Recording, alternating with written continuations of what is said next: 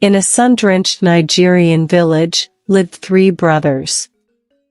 Yemi, the eldest, was strong and quick-witted.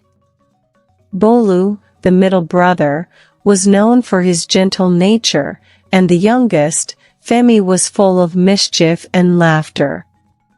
One afternoon, while clearing the grass in their backyard, Bolu stumbled upon a curious sight.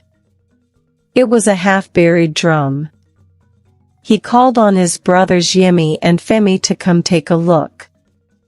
With a gentle tug, all 3 brothers unearthed the drum. They brushed off the dirt, revealing the most beautiful drum either of them had ever seen. It was intricately carved with swirling patterns. Akin, the eldest, suggested they sell the drum and use the money to buy food. Femi was sad. He loved the beautiful drum and wanted them to keep it. But his brothers were right, they had no food in the house. "Let me beat the drum for a few minutes, before we go to the market and sell it," Femi pleaded with his brothers. Yemi and Bolu agreed he could. As Femi began to beat the drum, a soft, rhythmic thrumming resonated from within.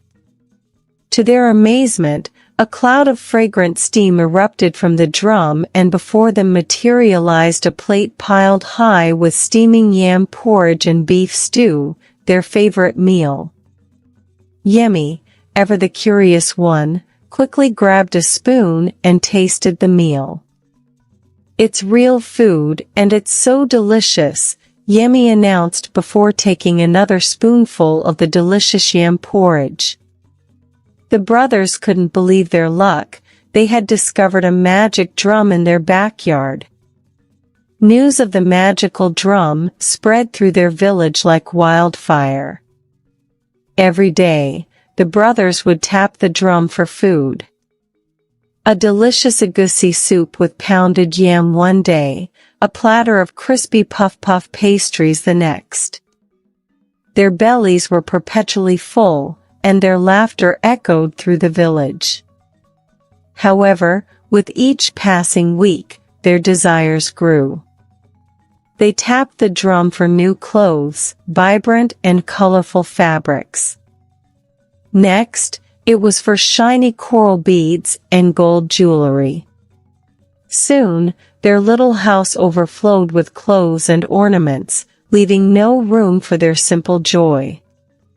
The drum, once a source of wonder, became an instrument for greed. Yemi, Bolu, and Femi even stopped sharing their feasts with their neighbors. Their laughter turned into quarrels as they argued over who could use the drum more. One scorching afternoon, they tapped the drum for a mountain of gold. But nothing appeared. They tapped it harder, hoping for a burst of riches, but the drum remained silent. Frustration bubbled within them. They had used the drum so much that its magic had seemingly vanished. Angry and hungry, they sat together for the first time in weeks. A lone tear rolled down Femi's cheek. Suddenly, a familiar voice broke the silence. It was their wise old grandmother, her eyes crinkled with concern.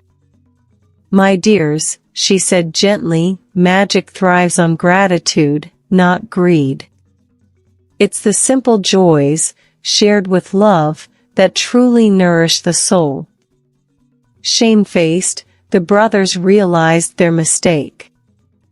They gathered the villagers, brought out their overflowing chests, and shared their clothes and beads.